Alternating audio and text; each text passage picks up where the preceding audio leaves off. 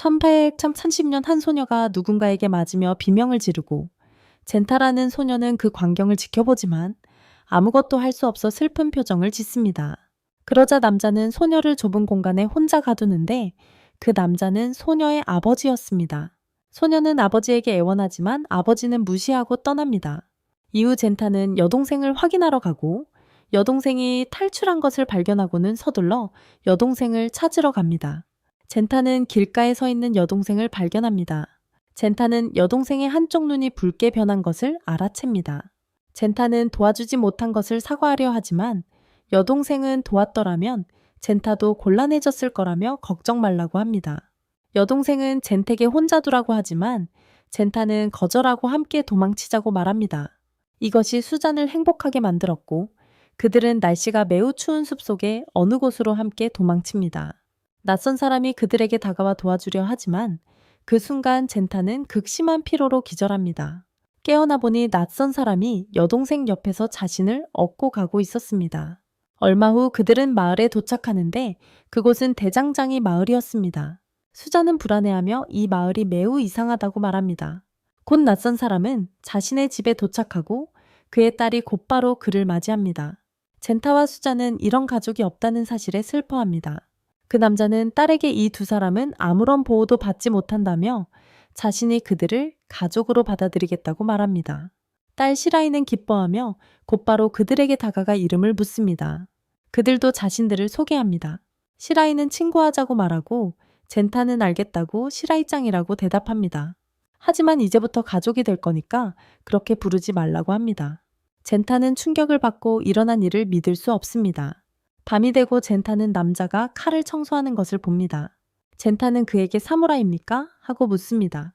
남자는 아니라고 중요한 사람을 보호하는 호위라고 대답합니다. 젠타는 그 남자의 검에 놀랍니다. 다음날 아침 시라이는 젠타와 함께 수영장에 나가고 수장과 새 친구도 합류하여 함께 집으로 돌아갑니다. 후에 시츠는 시라이에게 왜 그렇게 많은 댕고를 먹는지 묻고 채소가 더 건강하니 채소를 더 먹으라고 말합니다. 시라이는 어머니가 댕고를 아주 잘 만들기 때문에 자신은 댕고를 너무 좋아해서 그럴 수 없다고 대답합니다. 그 후 시츠는 어머니의 전화를 받으러 어머니께 갑니다. 그리고 세 사람은 함께 집으로 향합니다. 젠타는 시라이에게 어머니에 대해 묻고 시라이는 어머니의 이름이 유카지이며 그들이 도시에 머물 수 있도록 허락해준 사람이라고 말하며 어머니는 신사를 떠나지 않죠? 라고 묻습니다. 시라이는 그렇다고 확인하며 자신은 이츠케이메에 속해 있으며 이 이름은 불의 힘을 가진 사람들을 식별하는 것이라고 설명합니다. 그녀는 그 힘을 사용할 수 있는 유일한 사람이며 그녀의 아버지는 그녀의 경호원입니다. 그녀는 그에게 그 힘은 보통 사람들에게 사용해서는 안 되며 그렇지 않으면 힘을 잃는다고 말합니다. 그녀는 또한 여러 해 동안 어머니를 보지 못해 슬퍼하고 있다고 말합니다.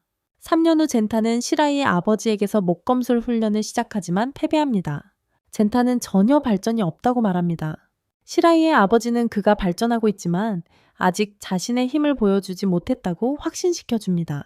그는 또한 앞으로 몇 년 안에 그가 상당히 발전할 것이지만 집중해야 한다고 알려줍니다. 그 남자는 그 후 일하러 가야 한다고 말합니다. 시라이는 아버지에게 검을 돌려주며 잊지 말라고 일깨워줍니다. 모두 작별 인사를 합니다. 시라이는 젠타를 찾아가 그의 안부를 묻습니다. 젠타는 괜찮다고 하지만 그만하라고 말합니다.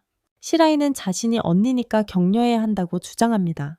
젠타는 자신이 더 나이가 많으니 어떻게 언니가 될 수 있냐고 말합니다. 시라이는 자신이 집에서 가장 정리가 잘 되는 언니라서 나이가 더 많다고 주장합니다. 그때 수잔이 일어나 그들에게 와서 무슨 일이 있었냐고 묻습니다. 젠타는 아무 일도 없다고 말합니다. 시라이가 아침이라고 알려주자 두 소녀는 젠택에 도움을 청하며 손을 내민다. 시라이의 아버지 모토하루가 죽은 후 젠타는 마을의 위대한 전사이자 수호자가 된다. 신사에서 회의가 열리고 여사제는 그가 악마들과 싸울 때마다 매우 효과적으로 물리치는 것을 칭찬하며 감탄한다. 젠타는 그저 마을에 대한 자신의 의무를 다하고 있을 뿐이라고 대답한다. 여사제는 이번에 어떤 종류의 악마인지 묻는다. 젠타는 인간으로 변장하여 눈에 띄지 않게 마을에 잠입하려 한다고 대답한다.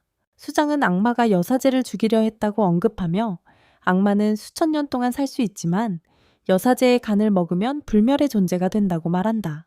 경비병 중 한 명은 아직 이 악마의 존재를 확인하지 못했고 이 대화의 내용을 증명할 수 없다고 말한다. 반장은 아무래도 상관없다고 대답하며 전임 여사제 유카즈가 악마 중 하나에게 살해당했고 모토하루가 목숨을 바쳐 짐승을 물리쳤다고 알립니다. 여사제는 악마들이 대대로 전해 내려오는 성검 유라이를 찾으려 한다고 믿습니다. 악마들에게는 매우 중요한 검입니다. 반장은 이 검이 이 도시에서 뛰어난 기술로 만들어졌고 1세기 동안 효과를 잃지 않고 강력한 마력을 지녔다고 덧붙입니다. 그리고 이제 악마들은 그 마력을 손에 넣으려 하고 그는 그것이 사실이라고 믿습니다. 경비대원 기요마사는 이츠케임에는 2명의 경혜의원이 보호하고 있으니 걱정할 필요 없다며 저 이상한 남자, 겐타는 검술 외에는 재능이 없을 거라고 말합니다. 겐타는 기요마사에게 자신과 문제가 있냐고 묻습니다. 예시려렴 도리 썸미시리였다. 여사제가 중재하며 이곳은 경건한 장소이니 그런 어리석은 일은 없어야 한다고 일깨워줍니다. 겐타는 사과하고 여사제는 기요마사에게 그도 경비대원이 아니냐고 묻습니다. 그는 확인하며 자신은 그녀를 경호할 뿐이라고 말합니다. 수장이 회의가 끝났다고 말하자 모두 떠납니다. 겐타만 남아 기요마사를 화나게 합니다. 여사제는 겐테게 밖에 혼자 있냐고 묻습니다. 그는 확인합니다. 그녀는 격식을 차리지 말라며 밖으로 나가 겐타를 놀라게 합니다. 여사제는 이전에도 격식 없이 대해 달라고 부탁했었다고 말합니다. 그는 그녀가 여사제이기에 존경해야 한다고 대답합니다. 그녀는 단둘이 있을 때는 이름으로 불러 달라고 합니다. 그녀를 그렇게 부를 수 있는 사람은 그가 유일하기 때문입니다. 겐타가 그녀의 본명인 시라이라고 부르자 그녀는 얼굴을 붉힌다. 시라이는 겐택의 모든 것을 그에게 의지하는 건 이기적인 거라고 말한다. 겐타는 전혀 문제되지 않는다고 이츠케임에는 의지할 수 있는 호의가 있어야 하는 것이라고 그녀를 안심시킨다. 시라이는 겐택에 감사를 표하고 수잔도 여기서 그를 기다리고 있다며 수잔을 보러 같이 가자고 부탁한다. 겐타는 자고 있는 수잔에게 간다. 그는 만약 누군가 그녀가 여기 있는 것을 알게 된다면 신사의 규칙 때문에 처형될 수도 있다고 말한다. 시라이는 그가 악마와 싸우느라 3일 동안 집에 돌아오지 않았기 때문에 그를 보고 싶었다고 말한다. 겐타는 그것 또한 신사의 규칙을 어기는 것이라고 대답한다. 그러고는 수잔을 깨워 그리웠다고 말하지만 이 사당은 수잔에게 출입 금지 구역이니 다시는 오지 말라고 합니다. 수잔은 마음대로 올 수 없는 이유를 묻습니다. 겐타는 규칙이 그렇다며 따라야 한다고 설명합니다. 수잔은 동의합니다. 그러자 겐타는 누군가 온다며 조용히 하라고 경고합니다. 수잔은 자신에게 빠져나갈 방법이 있다고 안심시키고 곧바로 나갑니다. 수석 경비원이 시라이에게 와서 몇 가지 제안에 대해 이야기하고 싶으니 안으로 들어가게 해달라고 합니다. 시라이가 허락하자 수석 경비원은 겐택에 몇 분만 밖에 있어 달라고 부탁하지만 겐타는 시라이를 혼자 두고 갈 수 없다고 말하려 합니다. 하지만 시라이는 그에게 부탁대로 해달라고 합니다. 밖으로 나오자 시라이는 도시의 안전이 그의 손에 달려 있으며 온 힘을 다해 자신의 수호자가 되어 주기를 바란다고 말합니다. 겐타는 과거 시라이의 어머니가 돌아가셨던 때를 떠올립니다. 시라이는 어머니를 대신해 자신이 새로운 공주가 될 것이며 어머니가 목숨을 바친 이 도시를 사랑한다고 겐택에 말합니다. 그녀는 과거처럼 이 도시가 강해야 하며 이것이 해야 할 일이라고 강조하지만 그 이후로 그를 만나지 못했다고 말합니다. 겐타는 다시 만날 때까지 일할 것이며 모토하루의 뒤를 따라 악마들을 모두 물리치고 더 강해질 것이라고 말합니다. 그 후 마을 수비대가 되어 다시 그녀를 만날 것입니다. 그리고 그는 현재로 돌아와 공주의 방을 나섰습니다. 두 악마에게 시선이 향하고 한 악마가 상황을 묻습니다. 여자 악마는 수잔이를 보면서 모든 게 잘 된다고 말하지만 아무도 믿지 않습니다. 하지만 제 눈으로 직접 확인했습니다. 제가 전에 본 그 사람과 똑같습니다. 겐타의 집으로 장면이 바뀌고 겐타가 일어나 방을 나섭니다.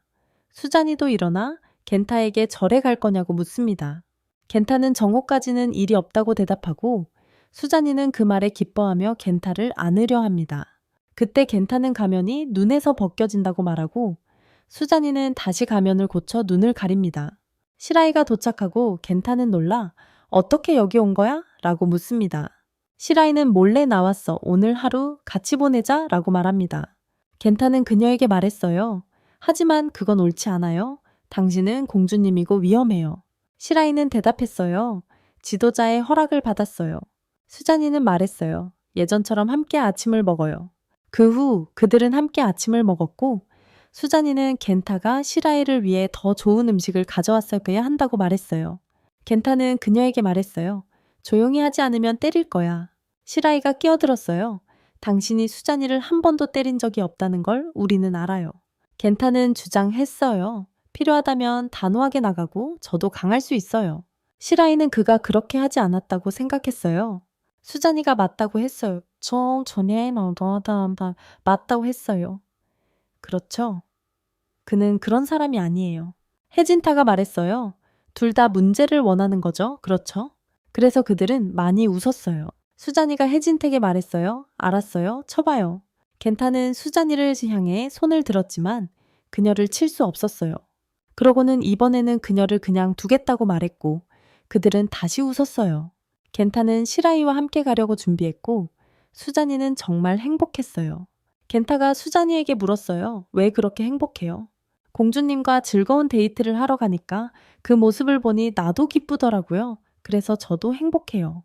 두 사람은 외출했고 겐타는 시라이와 함께 걸어가는 동안 아무도 그녀가 공주인 줄 알아보지 못했는데 겐타가 저렇게 아름다운 여자와 단둘이 있는 모습에 사람들은 놀랐습니다. 그들은 치토세 어머니에게 단골을 부탁하러 갔고 치토세 어머니는 놀란 듯이 겐택에 저분은 누구세요? 라고 물었습니다. 그는 제 친구입니다. 라고 대답했습니다. 시라이는 단고 10인분을 요청했지만 겐타는 단고 2인분과 차만 주문하자 시라이는 충격을 받았습니다. 그녀는 치토세 엄마가 저를 알아보지 못했네요? 라고 물었습니다. 겐타는 오랜만이라서 기억을 못하시는 거예요? 라고 설명했습니다. 시라이는 어느 정도 예상은 했어요. 라고 대답했습니다. 치토세의 엄마는 겐택의 음식을 대접하며 어릴 적부터 좋아했던 간식을 넣었다고 말했습니다. 겐타는 놀라서 아직도 기억하고 계셨어요? 라고 물었습니다. 치토세의 엄마는 어렸을 적에 늘 와서 간식을 달라고 했던 걸 기억하며 그때를 사과했습니다. 겐타는 괜찮다고 말한 뒤 간식을 먹고 정말 맛있다고 말했고 치토세의 엄마는 겐타의 말에 기뻐했습니다. 그 후 겐타는 시라이에게 더 이상 내 오빠가 아니라고 말했습니다. 이제 도시의 수호자가 되었으니까요. 시라이는 알고 있어요 라고 말했습니다. 영원한 건 없으니까요. 시라이는 그것이 아버지가 가장 좋아하시던 말씀 중 하나였다고 말했습니다. 겐타는 아버지께서 항상 중요한 인생의 교훈을 가르쳐 주셨고 자신이 하는 모든 걸음걸음마다 아버지가 함께 계시며 인도해 주시는 느낌이었다고 말했습니다. 시라이는 부모님처럼 도시를 지킬 수 있기를 바란다고 말했습니다. 그들은 예전에 만나던 장소 좋아하는 곳으로 갔고 시라이는 겐택에 함께 와줘서 고맙다고 말했습니다. 겐타는 오늘 정말 즐거웠다고 말했습니다. 시라이는 그 말을 듣고 기뻤다고 대답하며 나만 생각하고 너를 끌어들여서 미안하다고 말했습니다. 겐타는 시라이에게 지금 만족하느냐가 가장 중요한 것이냐고 물었습니다. 시라이는 물론이라고 대답하며 이곳에 겐타와 함께 온 이유는 그에게 하고 싶은 말이 있어서라고 말했습니다. 그녀는 그곳이 두 사람이 가장 좋아하는 장소라며 그에게 자신의 소식을 전하고 싶다고 말했습니다. 그가 들어줄까요? 겐타는 물론이라고 말했습니다. 시라이는 겐택에 기요마사와 결혼할 것이라고 어제 지도자가 그녀에게 후계자를 낳아야 어머니처럼 되지 않을 것이라고 말했다고 전했습니다. 그녀는 기요마사가 근위병이며 도시에서 태어났고 나중에 도시의 수장이 될 것이라고 그에게 알렸습니다. 우리 결혼은 모두에게 이익이 될 것이라고 생각하고 저는 이 합의에 기울고 있습니다. 하지만 시라이로서 말하자면 겐타 당신을 사랑합니다. 하지만 이제 저는 공주로서 살아야 합니다. 저는 더 이상 시라이가 아니에요. 저는 당신과 함께 먼 곳으로 가서 우리 둘만의 새로운 삶을 시작하려고 했습니다. 오해점타 처하려고 했습니다. 하지만 당신은 동의하지 않을 거라고 생각해요. 겐타는 물론 거절할 거라고 대답했습니다. 시라이는 그에게 말했습니다. 당신은 저를 사랑하지 않으니까요. 그는 그녀에게 이 도시와 공주를 지킨다는 맹세를 했기 때문이라고 말했습니다. 시라이가 아니라 그는 그녀에게 이 순간을 위해 열심히 배우고 훈련했고 만약 그녀와 도망친다면 그렇게 살 수 없을 것이며 훈련한 시간을 모두 낭비하는 것이기에 자신에게 모욕이 될 것이라고 말했습니다. 시라이는 말했습니다. 당신과 저는 매우 닮았어요. 모든 것이 끝나면 누구와 함께 사는가보다 어떻게 사는가를 더 중요하게 생각하니까요. 그녀는 공주가 되는 길을 스스로 택했고 그 정체성을 버린다면 그를 볼 수 없다고 말했습니다. 이 길을 걷는 자신의 발걸음이 잘못되었다면 그에 대한 자신의 마음 또한 잘못된 것이라고 했습니다. 그러니 그가 끝까지 자신에게 충실하고 사랑해 줄 때까지 공주로서 살아가겠다고 했습니다. 그러면 나는 당신을 끝까지 지킬 때까지 경호원으로 남겠다고 그는 말했습니다. 이제 홀로 불안해하는 스즈니의 모습으로 넘어갑니다. 그리고는 시라이가 신사에서 진택에 숲속에 악마 2마리가 돌아다닌다며 자신은 기요마사가 지킬 테니 진타가 없애러 가라고 지시하는 장면으로 바뀝니다. 진타는 알겠다며 최대한 빨리 해치우고 오겠다고 했고 기요마사는 진타에게 행운을 빌어주었습니다. 그 후 진타는 신사를 나섰고 기요마사가 그를 기다리고 있었습니다. 그때 기요마사가 진타를 불러 세우며 물었습니다. 무슨 일이냐고요? 내가 공주와 결혼한다는 소식을 듣지 못했나? 진타는 물론이라고 대답했습니다. 기요마사는 아무것도 하지 않았느냐고 물었습니다. 진타는 자신에게 가장 중요한 것은 도시를 보호하고 공주의 행복을 지키는 것이라고 말했습니다. 기요마사는 그에게 사랑하지 않는 척하지 말라고 말하며 그의 마음은 어떠냐고 물었습니다. 미쳤나 이 사람아? 진타는 물론이라고 말하고는 걸어가 버렸고 기요마사는 충격을 받았습니다. 다음으로 요괴가 접근했을 때 혼자 있던 스즈니로 넘어갑니다. 그 후 숲속에서 요괴들을 찾던 진택에 갑자기 요괴 중 하나가 공격을 가합니다. 요괴는 기습 공격이었다며 어떻게 피했냐고 묻습니다. 진타는 너희 요괴 2마리를 안다고 대답합니다. 다른 한 마리는 어디 있냐고 묻습니다. 요괴는 자신이 도시 안에서 중요한 일을 처리하고 있다고 말합니다. 그 후 진타가 요괴를 공격하고 치지만 요괴에게는 적중하지 않습니다. 요괴는 방역하여 진타의 얼굴을 다치게 합니다. 진타는 다시 악마를 공격하여 악마의 손을 잘라냈다. 하지만 악마는 다른 손으로 진타를 공격했지만 진타는 공격을 피했다. 악마는 잘린 손을 잡고 말했다. 역시나 대단하군. 우리 악마들은 수백 년을 살지만 너희 인간들은 짧은 생을 살지. 하지만 너희 악마들은 너희의 꿈을 다른 이들에게 물려줌으로써 너희 자신을 뛰어넘을 수 있지. 그러고는 진타를 바라보며 그 검을 사용하는 이유를 알고 있다고 말했다. 자연에 대한 도전 이 힘을 모으는 것이라고 말했다. 진타는 대답했다. 내가 사랑하는 사람들을 위협하는 자는 누구든 죽일 것이다. 다음은 스즈니입니다. 마녀가 그녀에게 다가가서 묻습니다. 당신은 내가 누구인지 알고 있나요? 스즈니는 그녀가 마녀라고 대답했습니다. 마녀는 물론 나도 너처럼 악마라고 말하며 두 사람이 매우 닮았다고 말했습니다. 스즈니는 아니라고 자신은 그렇지 않다고 말하며 자신은 인간이며 두려워서 떨고 있다고 말했습니다. 마녀는 형제자매의 사랑은 놀랍지 않니라고 말했습니다. 그녀는 오빠에 대한 사랑이 그녀를 인간으로 느끼게 해주는 것이라고 말하며 그녀의 오빠가 그녀를 많이 감싸주었기에 그런 마음을 갖게 된 것이라고 추측했습니다. 마녀는 그게 놀랍다고 말한 뒤 내 오빠가 대단하다고 생각하니? 라고 물었습니다. 스즈니는 마녀에게 다가가 그가 자신에게 소중한 사람이기 때문이라고 말했다. 마녀는 스즈니에게 네 마음속에는 어린 소녀가 있다고 말했다. 그녀는 스즈니에게 그의 오빠를 해치려는 자가 있다며 힘을 빌려줄 것이냐고 물었다. 그저 자신과 함께 가기만 하면 된다고 말했다. 악마는 거짓말을 하지 않는다. 마녀는 스즈니에게 손을 내밀었지만 스즈니는 불가능하다고 거절했다. 당신이 나를 해칠 수 없더라도 오빠를 위험에 빠뜨릴 수 있어요. 마녀는 스즈니에게 이것을 보고도 내 생각을 고소하겠느냐고 말했다. 그녀는 미래를 보여주었어요. 시라이가 기요마사와 결혼하는 모습을 스즈니에게 보여준 후 자신이 예지 능력을 가지고 있고 다른 사람들과 미래를 공유할 수 있지만 짧은 순간만 볼 수 있다고 말했죠. 스즈니는 밖에 있는 마녀를 불러 그것에 대한 진실을 알고 싶지 않다고 말했어요. 시라이가 정말 그랬는지 물었죠. 마녀는 물론이라고 대답했어요. 스즈니는 그녀를 거짓말쟁이라고 불렀고 마녀는 그녀가 믿지 않으면 진실을 보여주겠다고 말했어요. 마녀는 다시 손을 뻗어 이 모든 것이 그녀의 오빠를 위한 것이라고 말했어요. 스즈니는 마녀에게 손을 뻗었어요. 이제 진타로 시점이 바뀌면서 그는 계속해서 악마와 싸우고 있었어요. 그는 물에 밀려났고 그 뒤로 악마가 나타났습니다. 진타는 악마에게 인간을 해치려는 이유를 물었습니다. 악마는 자기 자신이기 때문이라고 말했습니다. 진타는 그 말은 곧 악마가 본능적으로 인간을 죽이고 싶어 한다는 뜻이라고 말했습니다. 악마는 자신은 특정 목적을 위해 존재하며 그 목적을 달성하기 위해 다른 일은 아무것도 하지 않는다고 대답했습니다. 악마는 다른 악마들과 달리 자신의 본성에 반항하지 않는다고 말했습니다. 진타는 자신은 악마에게 자비를 베풀지 않을 것이라고 말했습니다. 악마는 자신이 강력한 흡수 능력을 가지고 있으며 다른 악마들을 흡수하여 힘을 얻고 그로 인해 엄청난 힘을 얻어 구조가 변화했다고 말했습니다. 진타는 악마를 공격했지만 악마의 힘에 팔이 잘리고 검이 부러지는 결과를 맞았습니다. 하지만 진타는 부러진 검 조각을 잡아 악마의 몸에 찔러 넣어 결국 악마를 죽였습니다.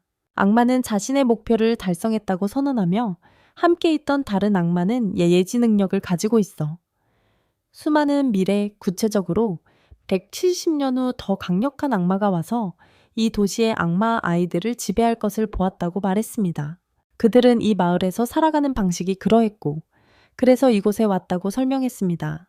진타는 악마의 말에 놀라 함께 사는 악마가 있느냐고 물었습니다. 그때 그는 스즈니를 떠올렸고 악마는 진타의 머리를 잡고 그를 죽이려 했습니다.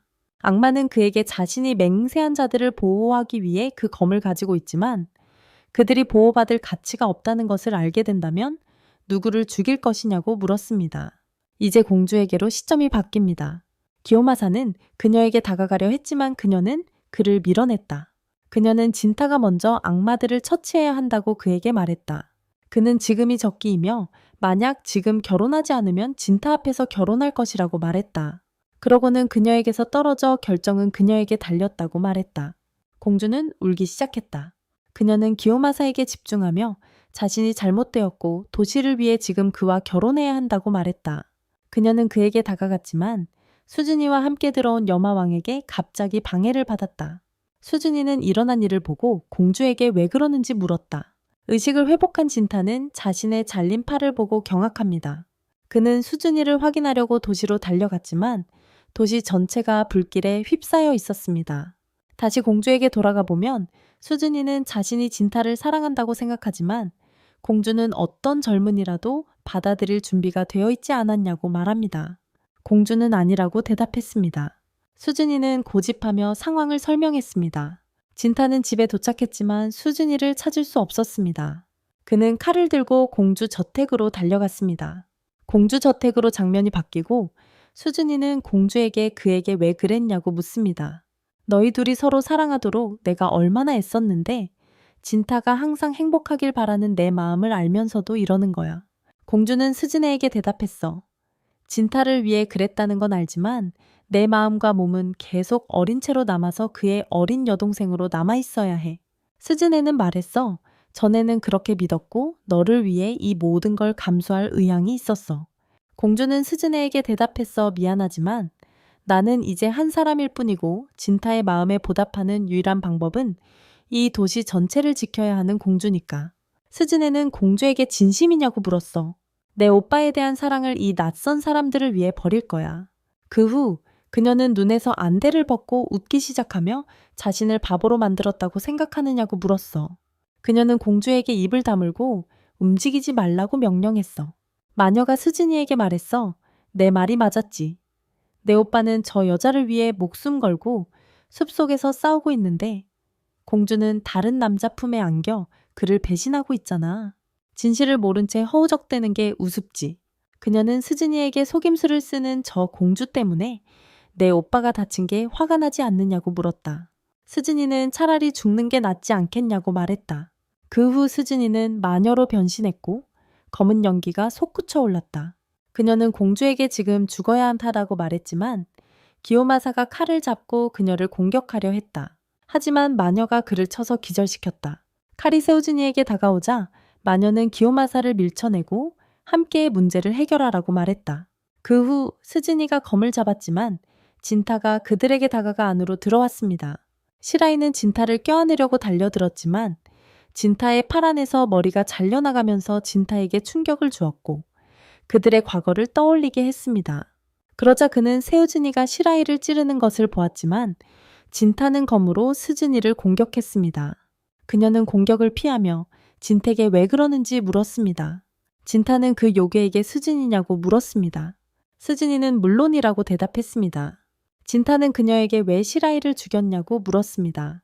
스즈니는 네가 행복해지라고, 그리고 네가 웃어야 한다고 대답했습니다. 진타는 스즈니에게 그게 어떻게 논리적이냐고 물었다. 스즈니는 설명하겠다며 공주가 속이고 다른 남자와 결혼하려 했기에 진타가 슬퍼하는 걸 원치 않았다고 말했다. 진타는 그녀에게 제발 조용히 하라고 말했다. 스즈니는 아직도 그녀를 사랑한다는 거냐고 말했다. 그녀는 완전한 거짓말쟁이야. 그러고는 자신이 죽은 후에는 그녀가 다른 남자와 결혼하는 모습을 볼 필요가 없을 것이며 자신이 한 일은 훌륭했다고 말하며 피곤하니 집으로 돌아가라고 했다. 진타는 그녀에게 우리를 친자식처럼 키워준 사람들을 배신했어 라고 말했다. 시라이를 죽이고 도시 전체를 불태웠잖아. 이제 와서 피곤하다고 말하는 거야. 스즈니가 물었어. 문제라도 있어. 진타는 대답했어. 내가 오랫동안 알던 스즈니는 없다는 걸 이제야 알겠다고. 그러고는 그녀를 공격하며 때리기 시작했지만 실제로는 때리지 않았어. 하지만 그녀는 그가 자신을 죽이려 했던 것에 충격을 받았어. 그러자 진타도 악마로 변신하며 자신이 죽인 악마의 힘을 얻었어. 스즈니는 그런 그를 보고 자신을 방어하려 했고 그를 위해서 일했다고 말했어. 하지만 진타는 그녀에게 조용히 하라고 말했어.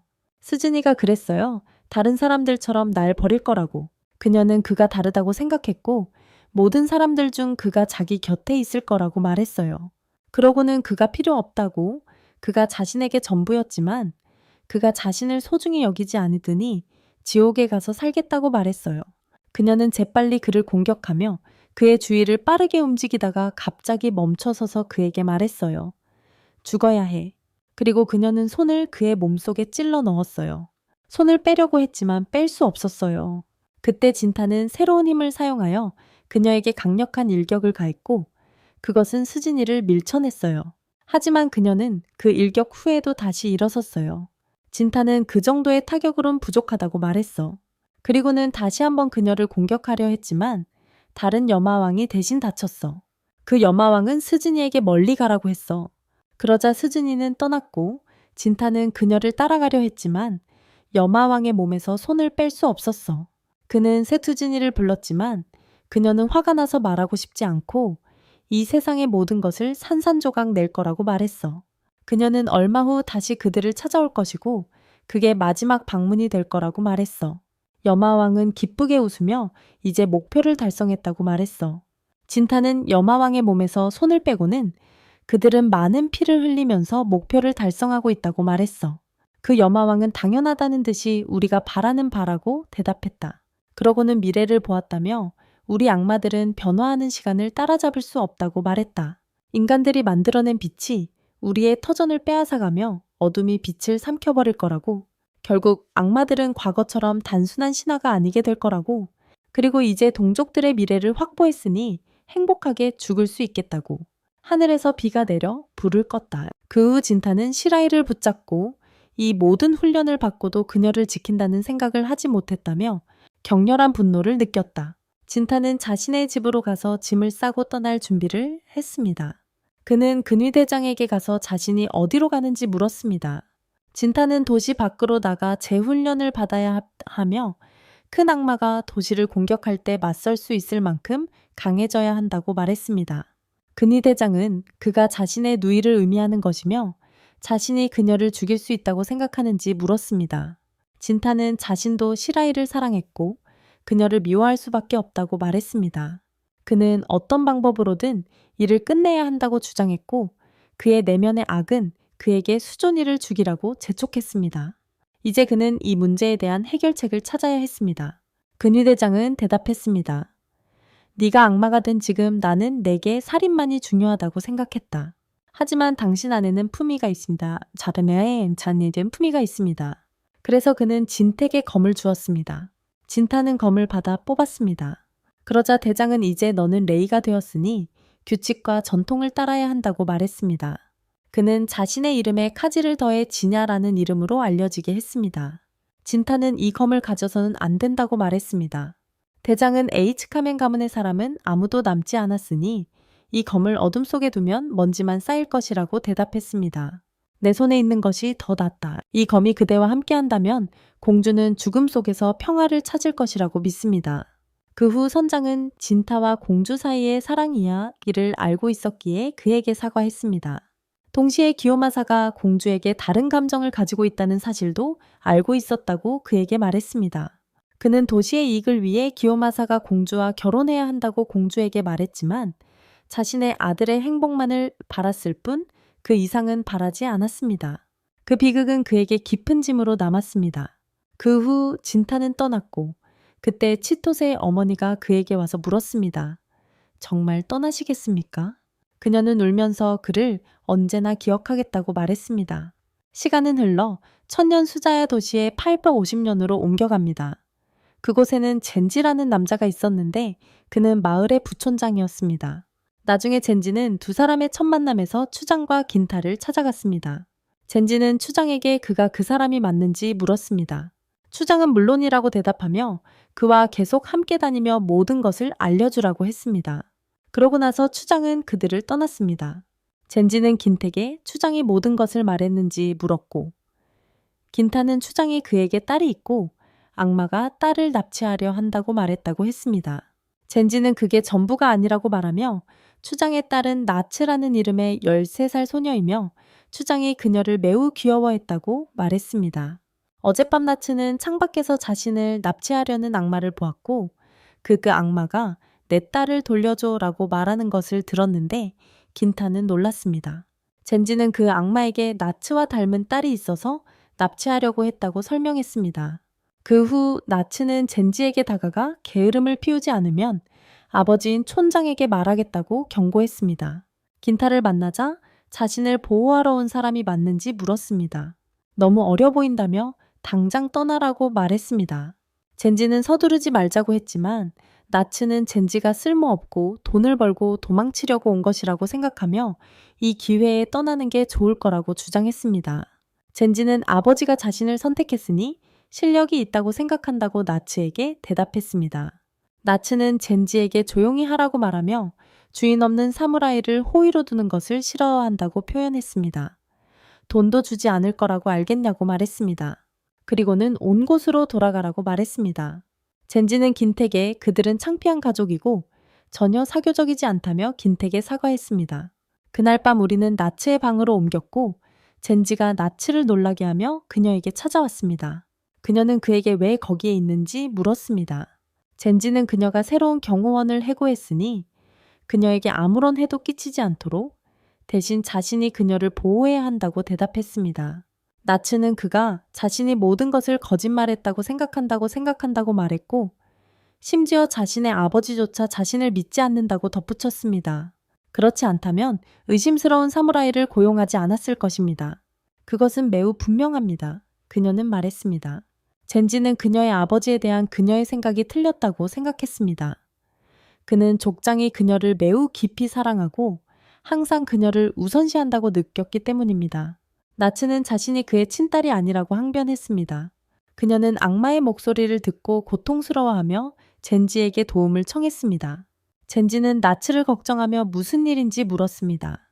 그러자 악마가 젠지 앞에 나타나 다가오며 내 딸을 돌려줘라고 되풀이했습니다. 젠지를 잡으려 하자 긴타의 일격에 손이 잘렸습니다. 긴타는 악마의 이름을 물었지만 악마는 계속 내 딸을 돌려줘 라고만 말했습니다. 긴타는 악마를 완전히 제압하는 또 다른 일격을 가한 후 나츠에게 자신의 전문가 수수료로 얼마를 받아야 할지 물었습니다. 나츠는 긴택에 악마가 죽었는지 물었습니다. 긴타는 악마가 죽으면 킨 연간이 연기가 난다며 그렇게 악마가 죽는 것을 보았다고 말하고 다시 돌아올 것이라고 경고했습니다. 아침이 밝았고 긴타와 젠지는 젠지의 집으로 갔습니다. 젠지는 긴택에 자신을 구해줘서 고맙다고 말했습니다. 그는 긴택에 악마가 다시 올 거라고 경고해줬으니 오늘 밤 우리와 함께 있어줘 라고 부탁했습니다. 긴타는 그러겠다고 했지만 악마가 젠지의 딸을 원한다고 말한 것에 대해 궁금해서 나츠에 대해 더 알고 싶어 했습니다. 젠지는 나츠는 족장의 친딸이 아니라 족장 가문의 남자와 여자 사이에서 태어난 아이지만 두 사람 모두 죽었고 긴타가 걱정하는 것 같다고 설명했습니다. 하지만 걱정할 필요는 없습니다. 그녀는 악마의 피를 이어받지 않았습니다. 만약 그랬다면 족장이 나츠를 입양하지 않았을 테니까요. 그는 족장의 아내가 악마에게 죽고 아들은 도망쳐 돌아오지 않았으며 족장은 가문의 완전한 파멸을 악마 탓으로 돌렸다고 말했습니다. 그렇다면 나츠가 악마의 피를 이어받았다면 왜 그녀를 돌봤겠습니까? 나츠와 장군이 밤에 저녁 식사를 하는 모습으로 장면이 바뀝니다. 장군은 나츠에게 새로운 경호원들과 모든 것이 잘 되어가는지 물었습니다. 나츠는 모든 것이 잘 되어가고 있으며 자신도 괜찮다고 대답했습니다. 장군은 어떤 좋은 아버지라면 딸을 위해 그렇게 할 것이라고 말했습니다. 나츠는 아버지에게 왜 그 경호원을 임명했는지 물었습니다. 장군은 최근 에도의 악마들이 돌아다닌다는 소문이 있었지만 동시에 악마와 맞서 한 방에 악마를 죽인 남자에 대한 소문도 있다고 설명했습니다. 나츠는 그 사무라이를 말하는 것이냐고 물었고 장군은 그렇다고 확인하며 그 사무라이는 돈만 준다면 어떤 악마든 죽일 것이며 자신은 그를 신뢰했기에 그를 나츠의 경호원으로 삼는 것이 최선이라고 생각하여 그를 선택했다고 말했습니다. 그러자 나츠는 그러니까 아버지는 제가 악마에 대해 말한 것을 믿으신 거군요 라고 말했습니다. 나츠의 방 앞에서 아침으로 장면이 바뀌면서 나츠는 무서운 이야기는 직접적인 이야기에서 민담까지 다양한 형태로 존재하지만 결코 사라지지 않는다고 대뇌되었다. 이후 그녀는 우두머리 집 하인이 아들의 납치와 악마 때문에 아내를 잃은 일, 그리고 아들의 귀환을 기다리며 소녀를 입양했던 이야기를 떠올리며 불안감을 느꼈다. 무서움을 느낀 나츠의 방으로 장면이 바뀌고 그녀는 방문을 열고 젠지가 왜 거기에 있는지 물었다. 젠지는 자신의 기회를 기다리고 어제의 기회를 만회하기 위해 여기에 있다고 대답했다. 나츠는 그런 건 신경 쓰지 않는다고 말했다. 젠지는 그녀의 마음속에는 자신을 용서할 자리가 없다고 말했다. 나츠는 좋은 곳에 데려가 놀게 해준다면 용서해줄지도 모른다고 말했다. 젠지는 좋다고 대답하며 멋진 곳으로 데려가 주겠다고 했다. 나츠는 긴택의 이름을 물으며 아버지가 긴타를 매우 신뢰했고 자신도 긴타를 믿을 수 있다고 말했다. 긴타는 나츠네 아버지를 정말 많이 사랑하는구나 라고 대답했다. 나츠는 물론이죠 라고 대답했다. 날 입양해서 나 혼자 사는 집까지 마련해 주셨는데 안 사랑할 이유가 있나요? 긴타는 행복한 작은 가족이라고 말하며 아니 추장이 널 정말 아끼는 것 같아 라고 덧붙였고 나츠의 얼굴에 미소가 번졌다. 그러자 긴타는 추장의 잃어버린 딸에 대해 말하려 했지만 나츠는 그에 대해 아무것도 모른다며 화를 냈다. 긴타는 나츠의 심기를 건드렸다고 생각했다. 나츠는 악마와 인간 사이에 아이가 생길 수 있냐고 물었다. 긴타는 물론이라고 대답했다. 나츠는 그럼 내가 나타나는 악마에게 속한 걸까? 라고 말했다. 긴타는 나츠에게 그 악마가 내 아버지가 아니라고 말했다. 나츠는 어떻게 아냐고 물었다. 긴타는 그 악마가 누구인지 알고 오랜 역사를 함께 했기 때문에 그가 내 아버지가 아니라는 것을 확신한다고 설명했다. 나츠는 긴택에 정말 그러냐고 물었다. 긴타는 거짓말이 아니라고 확신시켜주며 젠지에게 악마는 어떻게 태어나는지 아는지 물었다. 젠지는 다른 사람들처럼 부모에게서 태어나는 것이 매우 명확하다고 아니면 내 정보가 잘못된 건가 라고 말했다. 긴타는 악마가 태어나는 방법은 여러 가지라고 설명했다. 두 악마가 함께 아이를 낳는 방법이 있는데 그게 일반적인 방법이라고 말했다. 또 다른 방법은 악마가 인간을 쾌락을 위해 범한 후 아무것도 없는 데서 악마가 태어나는 것이다. 순수한 감정, 특히 쓰라린 분노 질투, 슬픔 집착과 같은 어두운 감정을 통해 그 감정들이 사람들에게 깊이 스며들어 응고되어 형체를 갖추게 된다고 설명했다. 아무것도 없는 데서 태어난 악마는 감정이 육체를 얻은 것이라고 설명했다. 그가 말하는 동안 나츠는 무서워하였고 악마가 다시 나타났다. 긴타는 악마에게 다가가 이름이 무엇이냐고 물었다. 그는 악마에게 여러 차례 타격을 가해 쓰러뜨린 후 나츠에게 그를 죽일까 하고 물었다. 그는 그녀에게 그녀의 감정이 그가 그녀에게 나타날 수 있게 한 것이며 그가 그녀의 혼란을 만들고자 하는 욕망에 대한 반응으로 거기에 있었고 그것은 다시 그녀의 아버지의 관심을 그녀에게 집중시켰다고 말했습니다. 그는 그녀에게 진짜 딸처럼 대해지기를 원했던 것을 상기시켜 주었고 갑자기 그녀는 그 악마의 공격을 받았습니다. 아무도 듣고 싶어 하지 않는 말을 했기 때문입니다.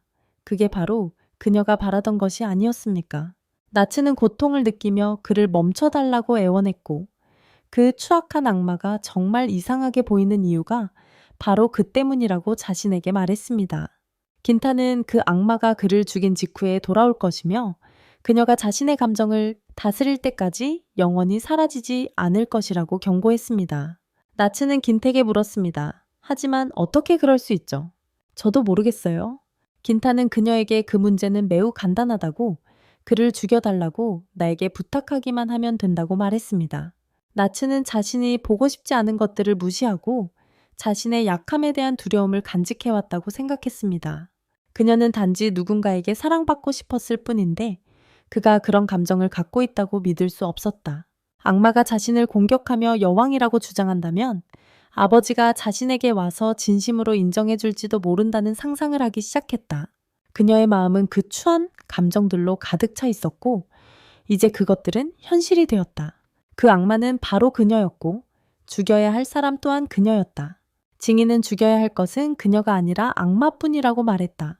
만약 이 악마가 나츠의 감정에서 비롯된 것이라 해도 상관없었다. 그는 나츠의 손을 잡고 자신을 믿으라고 말했다. 그는 그녀와 지도자에 대해 모든 것을 알고 있었다. 그는 그들이 서로를 아끼고 있으며 지도자 또한 그녀를 친딸처럼 사랑한다고 말했다. 하지만 둘 다 서로에게 마음을 전하거나 표현하는 방법을 몰랐기에 그녀는 진짜 가족처럼 솔직하게 마주보고 이야기하기 시작해야 했습니다. 나츠는 긴택의 악마를 죽여달라고 부탁했습니다. 그 후 긴타는 악마 앞에 서서 준비를 하고 괴물을 둘로 쪼갤 만큼 강력한 일격을 가했습니다. 흰 연기를 보고 진기는 이번엔 죽었나? 라고 물었습니다. 긴타는 물론 죽었죠? 라고 대답했습니다. 그 후 나츠는 잠자리에 들었고 긴타는 그녀의 방 밖에서 기다렸습니다. 악마는 다시 나타나 속으로 이럴 줄 알았다고 생각했습니다. 그는 이 악마가 나츠의 감정 때문에만 나타난 것이 아니며 이 땅에는 악마가 될 수 있는 다른 공주들이 있을 수 있다고 말했습니다.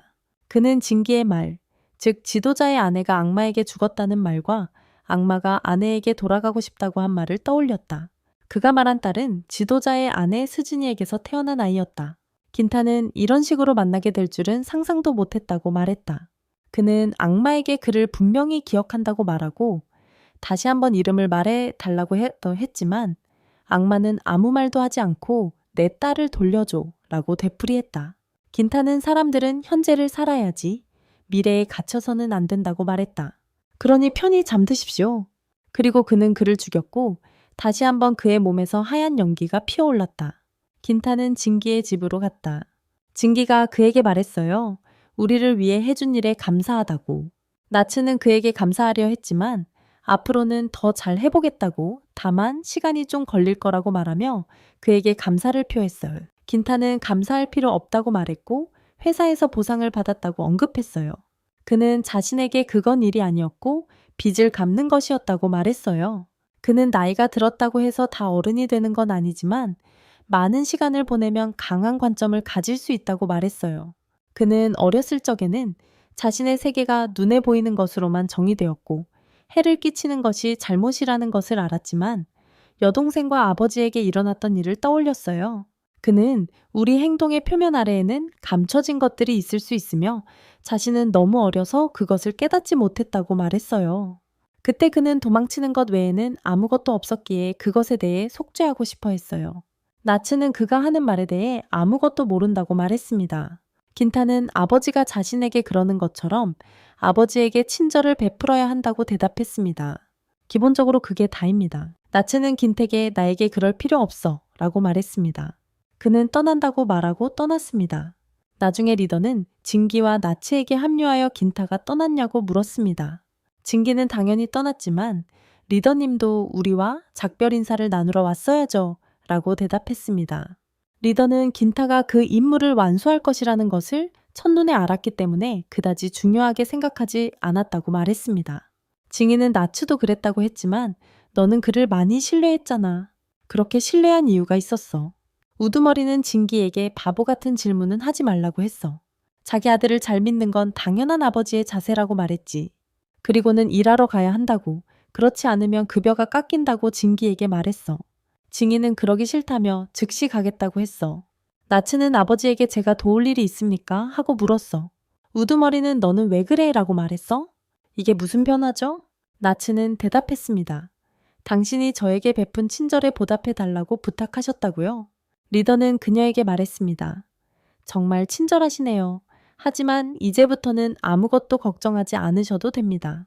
그는 아이들이 아버지의 친절에 보답하는 가장 좋은 방법은 오래 사는 것이라고. 그리고 그가 바라는 것은 오직 행복뿐이라고 말했습니다. 그 후 그는 떠났고 그녀는 그를 돕기 위해 그의 뒤를 따랐습니다. 긴타는 주방장이 직접 요리를 하는 식당에 갔습니다. 그의 딸 오비가 그와 함께 일했고 그는 그녀에게 긴택의 음식을 가져다 주라고 부탁했습니다. 오비는 그대로 음식을 서빙했습니다. 이후 오비의 아버지는 긴택의 거리에 살인자가 숨어 있다며 딸의 안전을 매우 걱정한다고 말했습니다. 황제께서 이 문제에 대해 필요한 조치를 취해 주시기를 바랐습니다. 긴타는 황제에 대해 말할 때는 조심하고 말씨를 가려야 한다고 대답했습니다. 오비의 아버지는 동의했지만 특히 10일 전에 상속받은 이 식당을 빼앗기고 싶지 않다고 말했습니다. 그는 낮은 가격의 주인에게서 식당을 샀다고 말했습니다. 긴타는 그 말을 듣고 놀라지 않았습니다. 오비의 아버지는 긴타의 세련된 취향을 칭찬하며 그의 식당이 유령 도시 같다며 5일 연속으로 이곳에 왔다고 말했습니다. 오비는 아버지에게 그렇게 계속 말하면 단골 손님마저 잃을 거라고 말했습니다. 아버지는 그저 이야기하는 것뿐이라고 걱정하지 말라고 그녀를 안심시켰다. 그러고는 긴택에 음식에 대한 의견을 물었다. 긴타는 나쁘지는 않았지만 양이 너무 적다고 대답했다. 오비의 아버지는 긴타의 솔직함을 인정하며 그 음식을 만든 사람이 이 도시 최고의 요리사라고 말했다. 긴타는 그럴 만한 이유가 있느냐고 물었다. 오비의 아버지는 모두에게 각자의 문제가 있다며 긴택에는 과거가 좋지 않았을 거라고 말했다. 그랬나? 긴타는 분명 그렇지 않았다고 확인했다. 오비의 아버지는 긴택에 자신에게 충분한 돈이 있다고 믿는다고 말했습니다. 긴타는 그것을 얻기 위해 일하고 있다고 분명히 했습니다. 오비의 아버지는 긴택에 그의 직업이 무엇인지 물었습니다. 긴타는 자신이 악마 사냥꾼이라고 대답했고 그 말에 오비의 아버지는 크게 웃었습니다. 그러고는 그가 지금 아틀란으로 향하는지 물었고 긴타는 확인했습니다. 긴타가 떠나려고 할 때 오비의 아버지는 그에게 살인자에 대해 자신이 했던 말을 기억하라고 일깨워 주었습니다. 소문에 따르면 그 살인자는 전혀 칼을 사용하지 않았다고 합니다. 하지만 모든 피해자들은 훼손된 채 발견되었고 시체의 수가 심각했습니다. 그는 최근 발견된 시체들과 함께 많은 사람들이 실종되었고 그들은 살인자에게 공격당하거나 납치되었을 가능성이 있다고 경고했습니다. 사람들은 악마가 그 원인이라고 믿었습니다. 긴타는 오비의 아버지에게 범인의 위치를 물었습니다. 그는 범인이 에도 지역에 있다고 대답했습니다. 그러자 오비는 긴택에 잠복해 있는 범인들과 악마들이 매우 무서우니 거리는 위험으로 가득하니 밤에 외출할 때 매우 조심하라고 말했습니다. 긴타는 자신은 밤 외출에 대한 충고를 들을 만큼 어리지 않다고 대답했습니다. 오비는 그런 강한 태도를 보이는 것은 아직 어린아이일 뿐이라는 것을 증명하는 것이라고 받아쳤습니다. 그 후 긴타는 시라시비 다리로 이동하여 오늘 범인을 보고 싶다고 생각했지만 모든 소망이 이루어지는 것은 아니라는 생각을 했습니다. 그는 움직이기 시작했지만 비명 소리를 듣고 무슨 일이 일어났는지 확인하러 달려갔고 거기서 여러 남자들이 죽어 있는 것을 발견했습니다. 그는 그들이 남자들이었고 여자의 비명을 들었다고 진술했습니다. 그 후 살인마는 그를 공격하여 부상을 입혔고 다시 공격하려 했지만 긴타는 그의 공격을 막았습니다. 그러자 살인마는 긴타의 등을 찌르고 도망쳤습니다. 긴타는 그 힘이 매우 흥분된다고 말했고 그래서 다시 공격해 주기를 바란다고 자신 안의 악마의 힘으로 대비하고 기다리고 있다고 말했습니다. 살인마는 다시 한번 긴타를 공격했지만 긴타는 살인마의 검을 부러뜨리고 공격을 시도했지만 빗나갔습니다. 긴타는 살인마에게 다시 시도해보라고 재촉했습니다. 살인마는 잠깐 기다리라고 말하며 자신의 모습을 드러냈습니다. 긴타는 살인마의 이름을 물었습니다. 살인마는 자신을 무스키라고 한다고 답했습니다. 긴타는 죽을 각오를 하지 않는다면 무스키의 이름은 그의 기억 속에 남을 것이라고 말했습니다.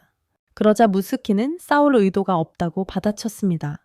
긴타는 그것이 매우 우스웠다며 그에게서 정반대의 인상을 받았다고 말했습니다. 무스키는 긴타가 살인마라고 믿었고 그런 짓을 한 자는 악마라는 소문이 퍼져 악마의 냄새를 쫓게 되었다고 설명했습니다. 결국 그는 긴택에 이르렀고 긴타가 그를 살인마라고 부르자 자신이 그가 아니라는 것을 깨달았습니다. 긴타는 무스키에게 왜 악마가 연쇄살인마를 사냥하는지 물었습니다. 무스키는 누군가가 보기 전에 다른 곳으로 가서 이야기하자고 제안했습니다. 다음으로 그들은 무스키의 집으로 갔고 무스키는 긴택에 독이 들지 않았다고 안심시키며 음료를 권했습니다. 긴타는 독이 들었다 해도 자신은 죽지 않을 거라고 대답했습니다. 무스키는 악마들은 성장하면서 인간으로 나타나 사회 속에서 삶을 살기로 선택한다고 말했습니다. 그는 긴택에 악마들은 거짓말하지 않고 사라진다고 말했습니다. 무스키는 그 자신이 그 단순한 집에 살고 있다고 긴택에 말했습니다. 긴타는 사실 자신은 특별한 악마라고 대답했습니다. 무스키는 그가 가진 힘은 투명화 능력이라고 설명하며 자신은 고위급으로 분류되는 큰 악마 중 하나이며 100년 동안 살았다고 밝혔습니다. 긴타는 그래도 자신은 여전히 약하다고 말했습니다. 무스키는 그들이 육체적인 힘이 아닌 각성한 힘 때문에 우월하다고 여겨졌다고 대답했습니다. 하지만 고위 악마들 중에도 여전히 느리고 약한 자들이 있으며 그는 자신이 그 중 하나라고 믿었습니다. 긴타는 그가 연쇄살인마가 아니냐고 물었습니다. 그랬을까요? 무스키는 이를 확인했고 긴타는 자신도 그렇지 않다고 대답했습니다. 긴타는 무스키에게 자신의 말도 믿겠다고 확신시켜 주었습니다. 무스키는 그 말에 감사를 표하며 그에게 고마움을 전했습니다. 긴타는 내가 연쇄살인마라고 생각하면서 아무 말 없이 나를 공격한 이유는 무엇입니까? 라고 물었습니다. 무스키는 긴택의 실종 사건에 대해 들어본 적이 있냐고 물었다. 긴타는 피해자 수와 실종자 수가 일치하지 않는다는 것을 인정했다. 그는 앞서 여자의 비명을 들었지만 시체는 발견하지 못했기 때문에 그렇다고 말했다. 무스키는 그것이 맞다고 확인하며 범인이 항상 여성을 납치했기 때문에 남성만을 노렸다고 설명했다. 긴타는 무스키가 어떻게 확신하는지 물었다. 무스키는 범인이 자신과 함께 있던 아내 하츠오를 납치했다고 답했다. 그는 악마였음에도 불구하고 그녀는 한 달 전 아무런 흔적도 남기지 않고 사라졌고 10일 후 그는 강 근처에서 그녀의 시체를 발견했다. 그가 이야기한 경찰은 그녀가 끔찍하게 강간당했다고 말했고 하츠오는 모두에게 사랑받는 사람이었다. 그녀가 그렇게 죽는 건 아니라고 그는 알고 있었다. 무스키는 자신이 인간으로 살았지만 사회를 위해서가 아니라 아내를 위해 살았다고 말했다. 하지만 그는 그녀에게 그런 짓을 하고 그녀의 목숨을 앗아가간 저주받은 괴물에게 엄청난 증오심을 느꼈다. 그는 그에게 복수하고 싶었기에 긴택에 그 일에서 손을 떼라고 요청했다. 긴타는 악마를 죽이는 것이 자신의 일이라며 그럴 수 없다고 말했다. 그러자 무스키는 따로 정보를 수집하며 함께 일하자고 제안했다. 그는 긴택에 이 일을 끝내도록 허락해달라고 요청했다. 긴타는 무스키에게 복수심인지 묻는다. 무스키는 의심할 여지가 없다고 단언했다. 긴타는 그에게 살인자가 악마든 인간이든 그 목숨을 빼앗는 짐을 져야 하며 그럴 준비가 되었는지 알고 싶다고 조언했다. 무스키는 긴택의 악마는 거짓말을 하지 않는다고 자신에게조차도 말했다. 긴타는 함께 일해야 한다는데 동의했다. 그들은 마을 사람들로부터 정보를 수집하기 시작했다. 그 후 다시 만난 두 사람, 무스키는 아무런 성과 없이 또 하루를 지쳤다며 쉴 수 없다고 말했다. 그들이 할 수 있는 일은 계속 일하는 것뿐이었다. 긴타는 동의했다. 그 다음 그들은 무스키의 집으로 가서 무스키는 술을 마시기 시작했습니다. 긴타는 무스키에게 왜 자신의 누나를 쫓는지 물었습니다. 무스키는 돈 때문이라고 말하며 악마를 증오하고 악마를 없애고 싶어하는 사람들이 부족하지 않다고 말했습니다. 무스키는 악마를 죽이는 대가로 그런 사람들에게 많은 돈을 받겠다고 다짐했습니다. 긴타는 그것이 무스키에게 문제가 되는지 물었습니다. 무세우키는 긴타는 이유 없이 사람을 죽이는 유형은 아니라고 생각한다고 대답했습니다. 게다가 그 돈으로 산 술을 마시며 앉아서 즐기면서 불평할 수는 없었습니다. 그럴 수 있을까요?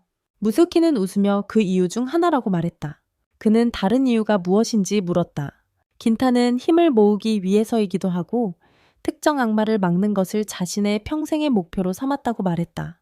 무스키는 그 악마를 막는다는 것이 죽이는 것이 아니라 물리는 것을 의미하는지 물었다. 긴타는 원래 인간이었지만 악마가 자신이 사랑하는 여자를 죽이는 것을 보고 악마가 되었다고 말했다. 그래서 인간을 위협하는 악마들을 죽이는 것은 그에게 당연한 일이었다. 무스키는 그럼에도 불구하고 그 악마를 살려두었다는 점을 지적했다. 긴타는 수존이 악마가 되었을 때를 떠올리며 다시 만났을 때 어떻게 할지 결정하지 못했다고 말했다. 그는 많은 힘이 필요했습니다. 그는 자신이 겁쟁이라고 인정했습니다. 아내의 복수를 할 때 당신은 무엇을 할 겁니까? 무스키는 아무것도 하지 않겠다고 대답했습니다. 하지만 제가 인간으로서 살아온 유일한 이유는 폭력을 싫어하고 인간에게 쫓기거나 동족과 싸우고 싶지 않기 때문입니다. 제가 바라는 것은 평화로운 삶뿐이고 아내가 제 곁에 있었으면 하는 바람입니다. 그렇게 하면 혼자 살면서 아내의 무덤을 돌볼 것입니다. 긴타는 그가 충분한 이유 없이는 아무것도 하지 않는 타입이라고 말했지만 그를 그렇게 생각해서는 안 된다고 지적했습니다. 사실 그는 누이에 대한 맹목적인 증오심에 사로잡혀 있었습니다. 우리는 발트옵이라는 식당으로 옮겼고 긴타는 거기서 식사를 했습니다. 오비는 긴택에 물었습니다. 범인을 찾았어요. 긴타는 대답했습니다. 제가 그를 찾고 있다고 말한 적 없어요. 오비는 말했습니다. 하지만 당신 직업이 악마를 죽이는 거라고 했잖아요. 그러니 살인범에 대한 소문을 쫓는 게 당신 일의 일부라고 생각하는 건 당연하지 않아요. 긴타는 일이 잘 풀리지 않는다고 말했습니다. 오비의 아버지는 말했습니다. 친구 당신도 힘든 일이죠. 생계를 유지하는 건 정말 힘든 일이야. 긴타가 오비에게 말했어요. 너처럼 훌륭한 웨이트리스 때문에 사람들이 줄을 설 거라고. 그리고 에도의 모든 사람들이 바쁘다고 생각해요. 오비의 아버지가 물었어요. 오비에게 매력이 있다고 생각하니? 긴타가 대답했어요. 10점 만점에 8점 정도요. 오비의 아버지는 그 말을 듣고 싶었다며 긴타의 안목이 뛰어나다고 말했어요. 오비가 아버지에게 물었어요. 무슨 큰일이에요? 아버지는 대답했어요. 네가 인생에서 진지한 연애를 한 적이 없다는 게 다행이야. 오비가 말했어요. 그건 맞는 말이지만 긴타를 어색하게 만들 필요는 없어요. 아버지는 그냥 도와주려고 했을 뿐이라고 말했어요. 오비는 걱정 마세요. 언젠가는 독립할 계획이지만 그때까지는 당신의 효녀처럼 행동할 거예요. 라고 말했습니다. 그녀의 아버지는 알겠다 라고 말했고 오비는 긴택에 사과했습니다. 긴타는 사과할 필요 없어요. 아버님께서 정말 좋은 분이시네요. 라고 말했습니다. 오비는 물론이죠. 제 자랑이시니까요. 라고 말했습니다. 긴타는 너의 아버지도 그런 분이 아니었어? 라고 물었습니다. 오비는 죄송해요. 제가 말실수를 했네요. 라고 대답했습니다. 긴타는 나는 수존이라는 여동생이 있었는데 아버지는 수존이를 정말 끔찍하게 대했어요. 라고 말했습니다. 아버지는 수존이를 때리면서 우리 가족이 아니라고 말했어요. 그래서 수존이를 데리고 집을 나왔죠. 그건 아주 오래전 일이야. 오비가 그에게 물었어. 아버지가 싫어. 긴타는 대답했어. 아니 아버지가 왜 그렇게 행동했는지 이해해. 다만 아버지가 바랐던 대로 되지 않았을 뿐이야. 그 후 우리는 무스키와 긴타가 있는 다리로 이동했어. 무스키가 긴택에 물었어. 무언가 알아냈어. 긴타는 아니라고 했어. 무스키가 대답했지. 또 다른 무의미한 수색이었어. 그러자 긴타가 움직이기 시작했고 무스키는 그를 따라가며 말했어. 최근에는 납치나 폭행 사건이 없어서 정보를 수집할 수 없었어. 그때 무스키는 긴택에 멈추라고 했고 저기 봐 긴타라고 말했고 저 여자가 오비야. 무스키가 물었다. 그 여자 알아? 긴타는 내가 자주 가는 식당 주인의 딸이야 라고 대답했고 무스키는 말했다. 그럼 혼자 다니는 건 좋지 않아. 긴타는 무스키에게 내가 갈게라고 말하고 그녀에게 다가갔다. 오비는 긴택에 오늘 달이 참 아름답네요 하고 물었다. 혼자 오셨어요? 그는 아니 친구랑 같이 왔어요 라고 대답했다. 그는 뒤를 돌아봤지만 무스키를 찾을 수 없었다. 그는 사라졌다. 무스키는 그에게 나는 그녀에게 모습을 보이지 않았다 라고 말했고 그 살인마의 희생자가 되는 것을 원치 않으니 주저하지 말고 그녀를 집으로 데려가라고 조언했다. 오비는 긴택에 무슨 일이야? 라고 물었다. 그는 아니라고 했고 그녀에게 왜 거기에 있는지 물었다. 그녀는 꽃을 감상하고 있었어요. 라고 대답하며 꽃의 아름다움을 설명하고 겨울에 피는 꽃이며 최고의 꽃 종류 중 하나라고 말했다. 긴타는 정말 예쁘네요. 이런 꽃은 처음 봐요. 라고 대답했다. 그녀는 희귀해서 소중하게 여기고 감상하고 있어요. 라고 말했다. 모양도 아름답고 봄에 피는 꽃이에요. 꽃이에요. 진타는 아빠가 걱정할까봐 오비에게 집에 가라고 했습니다. 오비는 알겠어요. 고마워요. 라고 대답했습니다.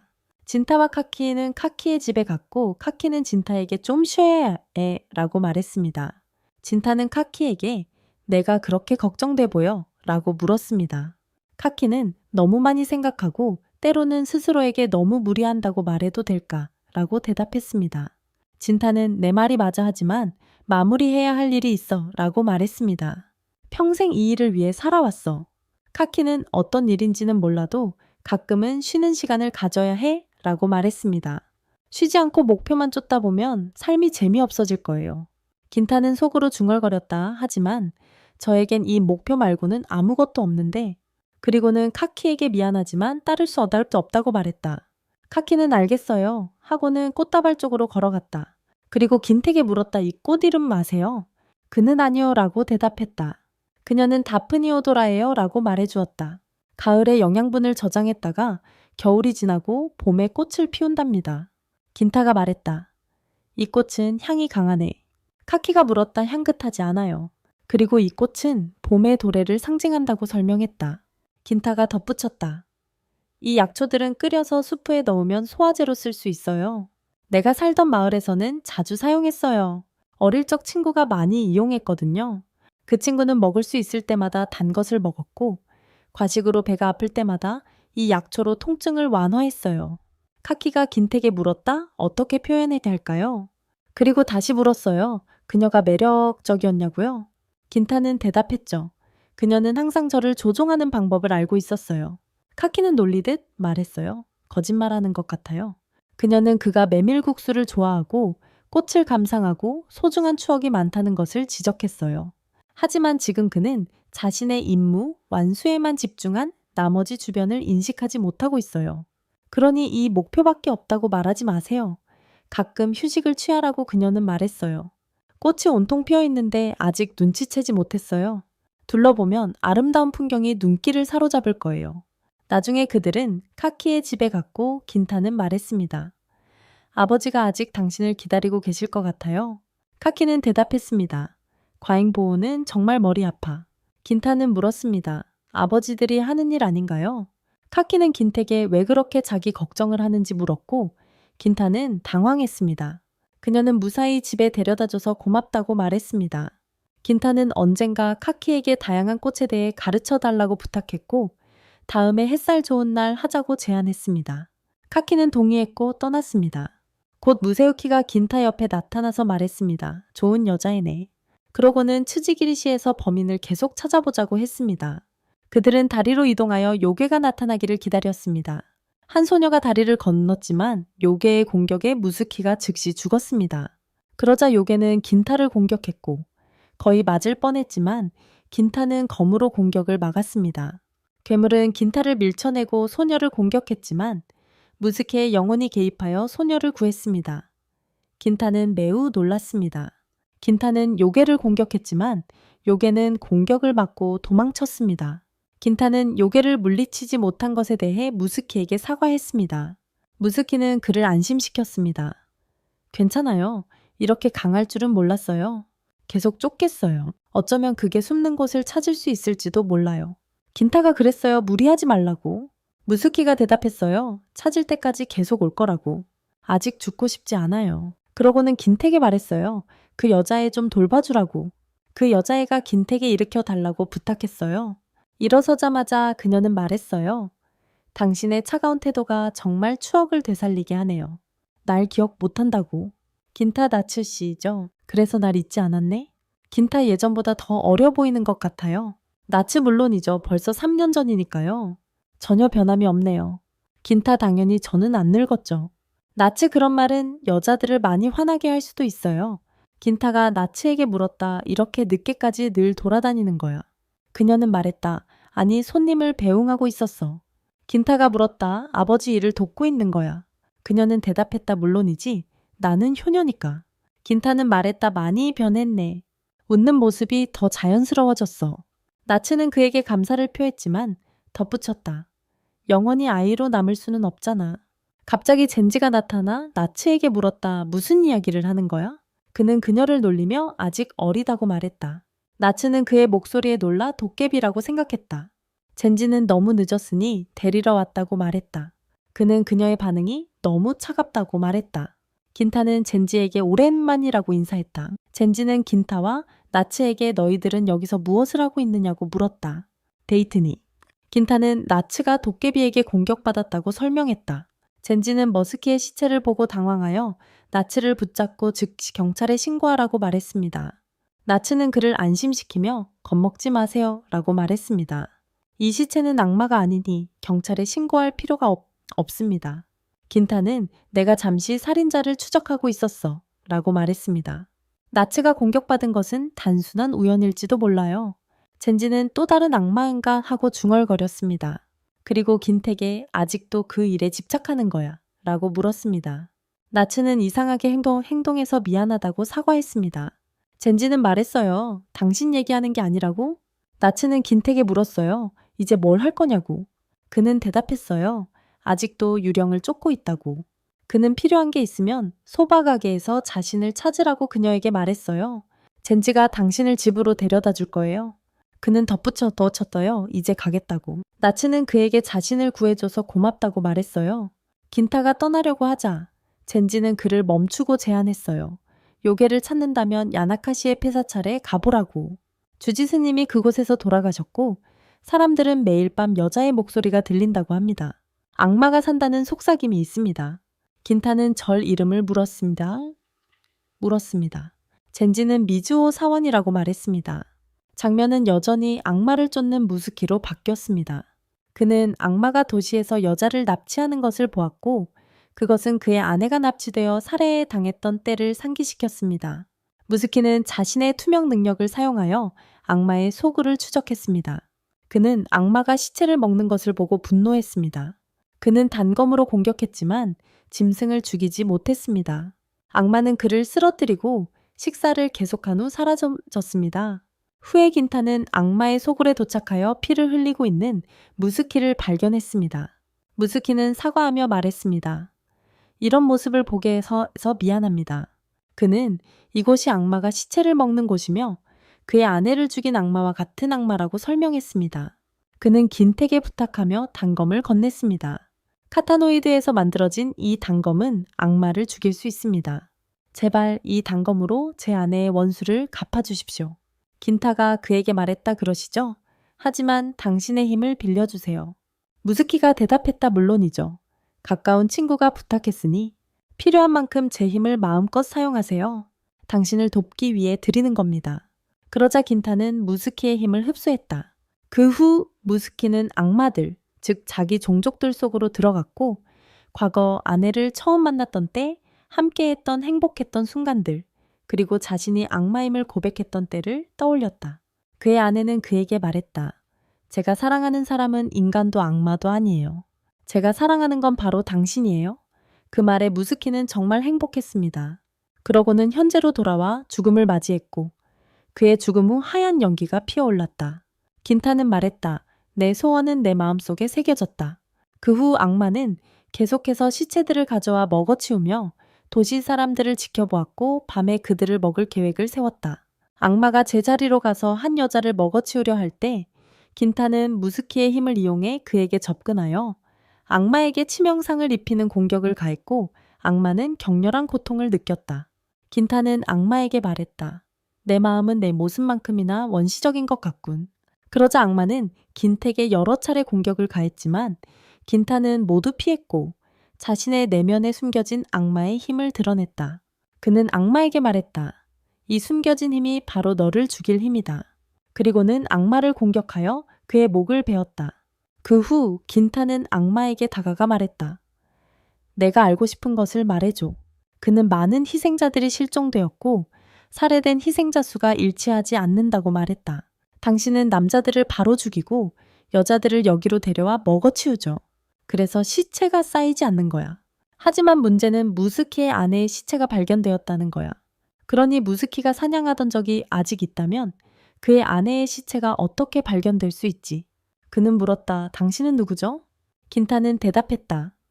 그는 당신과 같지만 여자를 먹어치우는 대신 탐욕으로 악마를 먹어치우는 자입니다. 내 힘을 흡수하겠다. 그에게 물었다. 대시인가? 그는 답했다. 짧은 시간 동안 속도가 급격히 증가하는 겁니다. 이걸 작동시키면 공중에서도 발판 삼아 이동할 수 있습니다. 정말 실용적인 능력이죠. 내 힘은 알겠지만 내 마음은 어떠냐?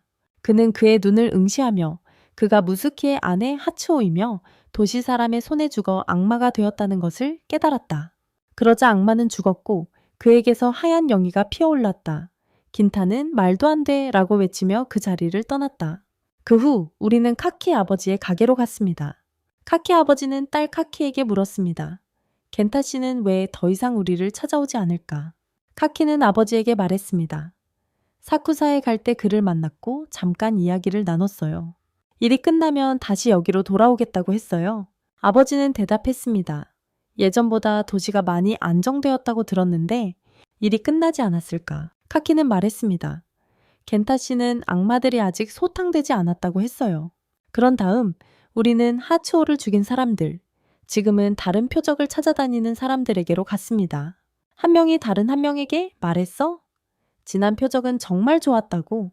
남편 무스키를 여러 번 부르며 끝까지 싸우는 모습이 더욱 흥미진진했지.